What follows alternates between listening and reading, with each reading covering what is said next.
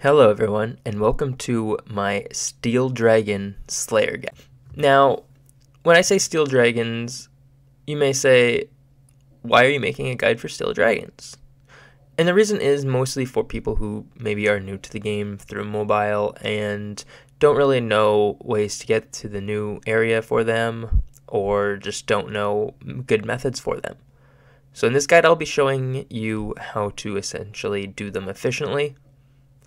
This guide will also technically work for Iron Dragons as well. I'm just saying Steel because that's just my current task, so that's just the one that I will be using in this. For gear setups, I have max gear obviously on. However, you could do this without max gear. You don't need it. Pretty much you could do this with just proselyte armor for the prayer bonus, and that is basically just as good as this in the sense that you'll be staying there for an entire task.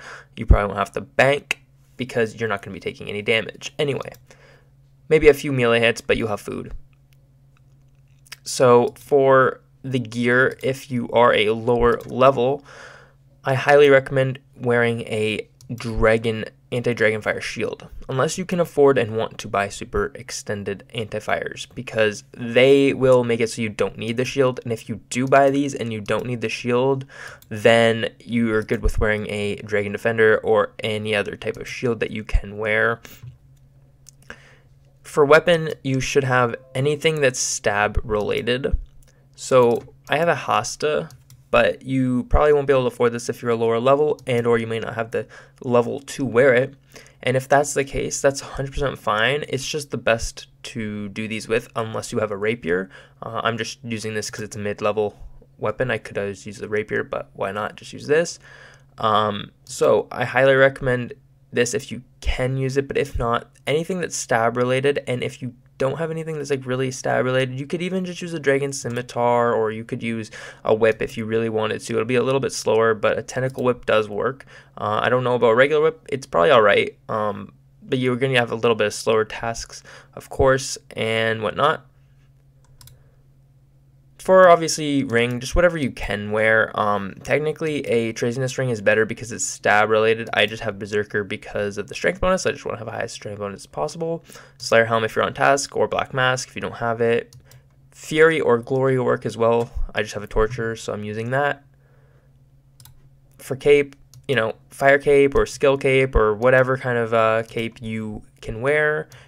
If you're on task, I highly recommend using an Expeditious Bracelet on these because they're not that great of a task XP-wise and drop-wise. I mean, they drop decent things, but they take a very long time to kill in the sense that per hour you're not going to be making too much money. So I highly recommend wearing an Expeditious Bracelet, and what this does is basically it shortens your task by a set amount per hour, because every single time you kill one, you have I believe it's a 20% chance, or maybe it's a 10% chance that one kill will count as 2 to your tasks, so your task becomes essentially faster. Now, if you like these as a task, then you can wear a Bracelet of Slaughter, and what the Bracelet of Slaughter does is the complete opposite of the Expeditious Bracelet, and it actually extends your task to become longer.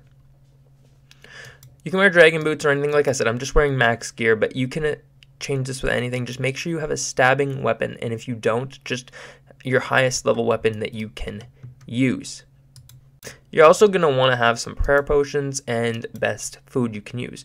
Now, I have this anti-fire potion. It's just you bring this if you don't want to bring super extended. Say, for instance, if you're an Iron Man and you don't have extended super anti-fires, you can just bring regular anti-fire, bring a shield, and pray mage. Alternatively, if you're not an Iron Man, I do recommend buying these. They're not super expensive, like 10k a potion, but like you have to remember that's not really, well, let's see, that was a 3 dose. Okay, 12k a potion, but like you're only going to be using a few doses per task usually, maybe a whole potion, but like you're going to get drops that equal to more than that anyway, so that's not really too much of a loss. Also, I recommend bringing a super combat potion, and like I said, prayer restores are usually better than prayer potions. It just depends, but right now restores are cheaper, so just whatever the cheaper potion is, just bring that. They heal essentially the same. And basically, I'm just going to bank my regular anti-fire because I don't need it, and I'm bringing this because I don't need it as well. And I'm just going to show you how to get there. So we're going to be going to the Catacombs of Korinth. So bring a pickaxe of any kind. I just have an Infernal Dragon pickaxe, but you can bring a rune or even a bronze, or you don't even have to bring one, and I'll show you why in... Alright, so set up your inventory something similar to this. Bring as many potions as you think you're going to need. I bring 3 or 4, it just really depends. I don't take too long to do a task. You can obviously don't have to bring the Grunge gloves, that's just what I bring because I need to teleport back to Duradel once I'm done with my task. An Antifire Potion 1, maybe 2 if you're really low level. I bring 2 Expeditious Bracelets almost always, and it's just habit, but they have a high amount of charges usually, so it doesn't really matter. Like, they have a maximum of 30 charges, but they all share the same charge, so you have to basically right click break it, and then once you break it, you go okay break, and then what happens is now you have 30 charges on all of them. I just wasted one to do that, but just to show you. But essentially that's how that works. I'm just bringing this just to show you.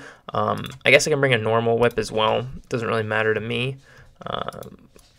And then we basically get going. So a way I like to go there is I'll just teleport to my POH. And once I'm at my POH, if you're low level, you might not have this, but if you do have an Ornate Rejuvenation Pool, use it. And if not, I recommend going to World 330, and enter whoever's hosting a home, use their Ornate Rejuvenation Pool, and then use their Korin Portal. And if you have both of those, then just use your own. Use your Korin Portal, and then once you're in Korin, investigate the statue right here. Once you've investigated the statue, you'll now be in the Catacombs. Once you're in the Catacombs, run west. Straight west, there'll be a path, just run it. Now, if you brought your pickaxe, you don't have to worry about this part, but if you didn't bring a pickaxe, you'll randomly see a couple possessed pickaxes. Kill it. If you don't have a pickaxe with you, just bring an empty inventory space, or you'll have to waste the food on this. But once you kill this possessed pickaxe, it will drop a guaranteed iron pickaxe. Pick it up, and then just mine these rocks here. And if you don't want to do that, then just bring your own, because it's faster to the higher level your pickaxe is. So just run north until you're at the Fire Giants. Then when you're at the Fire Giants, run a little bit west till you're at the Dark Beasts. Continue west, and you'll be at the Steel Dragons. Once you're at the Steel Dragons, protect with your Antifire. Protect from melee. If you have Super Antifire, protect from melee. If you have regular Antifire, then protect from magic, and you'll take a little bit of melee damage. You can safe spot mage them, but I just highly recommend using extended super antifires. And then basically, just pot up and attack them. So this is how it works with the Zamorak and Host. It's really good. Rapier is a lot better. I'm using this, but you hit really high with the Hosta. But you can always use a whip. I'm just going to put on the basic whip. And, I'm hitting a couple of zeros, and you will hit a lot of zeros. You will kill them very slowly with a whip, but it will hit them. A tentacle whip's actually not terrible. This is just a normal whip, so, a normal whip does decent damage. I don't have a Dragon Scimitar with me, but you can use a Dragon Scimitar. Dragon Scimitar might actually be a little bit better than a whip because you can have a little bit of a stab option on it, as opposed to the slash of a whip. So now this is the tentacle whip. And as you can see in the one drop, we already got 12 rune darts poisoned, which is almost 13k. So we basically already paid for our potion that we'll be using in this task in one drop, which is great. So now I have 2 attacking me, yes, because it is multi-combat and they are both aggressive. So just bear that in mind. If you are an Iron Man, especially hardcore Iron Man, you can take a little bit of damage here. So just kind of be careful, kind of safe spot them. You can go over here and just safe spot, range or mage them like this. You can still get attacked by them, but you won't get meleeed. So you can pray mage and have your antifires and you're good to go. Alternatively, just be very safe if you're an Iron Man. Like I said, if you're a normal account, don't have to worry about it too much. Just pray and attack them normally. So that's basically how you do them. They're very easy, actually pretty common to get as well as a task. So that's why I want to make this guide as well, because You get them very often. A lot of people don't like doing them, but you get them in very low amounts. And because you get them in low amounts, they're 100% worth doing. Because if you can do them at a decent rate, you can get really good Slayer points from them, and then you don't have to worry about canceling and wasting Slayer points. So I highly recommend doing them. They're really worth doing, even though, you know, their drops aren't too great, but you do make a little bit of money. You always get Dragon Bones, and you always get a bunch of steel bars. Don't recommend picking up the steel bars because they're not noted, but I do highly recommend picking up the bones if you are a lower level and you do want to make a little bit of money from this, because it will pay you for your supplies, and it will just profit you a little bit more. They also drop Runite Limbs, which is really nice because they're almost 10k each, and they are alchable, so you can just alch them and it's guaranteed profit. And they also drop these Rune Darts as well pretty commonly.